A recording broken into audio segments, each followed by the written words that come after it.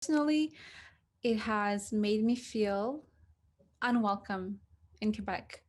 As someone who has lived my whole life in Quebec, who has studied here, who is proud to be a Quebecer, this law is telling me that I'm not welcome in Quebec.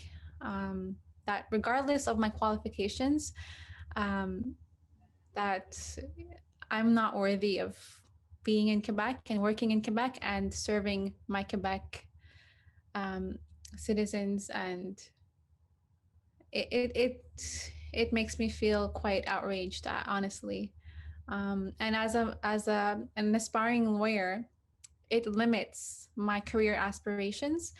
I cannot aspire to be a crown prosecutor. I cannot aspire to work in many of the tribunals of the Quebec ministry.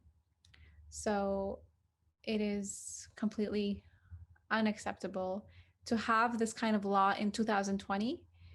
Um, um, this is completely taking a step in the wrong direction and going backwards into history, where people had to fight for their rights, and now we are back and we're fighting for our rights to work. It is I don't know, it's just unbelievable. Um, you know, when you started law school at McGill, what were your expectations going into it? What were you aspiring to do, and how has the Bill 21 affected what you aspired to do when you started? Well, like most law students who enter law school, we're not exactly sure exactly what kind of career path that we want to pursue. That is something that comes up as we continue our studies, as we are more exposed to the field. And as a law student, I'm not entirely sure exactly which career path I want to pursue. I'm in my second year. I still have 2 more years to go, but it is extremely discouraging to know that certain careers are not open to me because of who I am. And that is against everything that we have been taught as Quebecers and as Canadians. So it's hard for me to reconcile that we are taught to be who we are, to be proud of who we are. And then at the same time, um, we're getting the message that because of who I am, I can't work and do what I want to do. So, and I know that that's in my personal case, but for people who are aspiring to be teachers and work in the public system, they are completely excluded from becoming teachers. So this bill is affecting real people, and it is disproportionately affecting minorities and people who are already marginalized by the system. So it is propagating more inequality and causing more damage to the fabric of society. Um, how do you think Bill 21?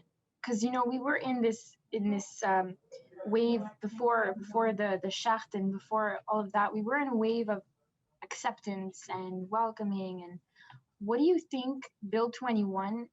What do you think the impact of Bill 21 is on race relations in Quebec? That is a very good question. And the way that I see it, and what comes to mind when I think of race relations and just its impact on this so-called narrative of multiculturalism, is this quote by Martin Luther King, where he said that injustice anywhere is a threat to justice everywhere. And whatever affects one directly affects all indirectly. So he understood this interconnectedness and our common destiny as humanity. And if we allow Quebec to get away with this cruel and callous law, it is basically paving the way for more harm.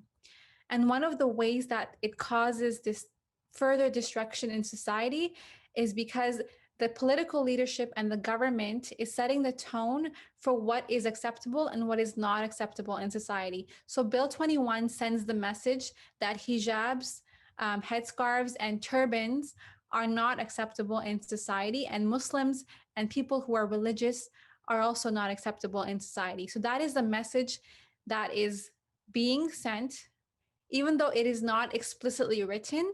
Those are the unintended or the indirect consequences of Bill 21. And we have seen this. We have seen concrete effects of this because after Bill 21 was tabled, Montreal women's rights groups reported receiving over 40 calls from Muslim women reporting hate incidents. So that included verbal and physical abuse, being spat on in the public, and people attempting to rip off their hijab.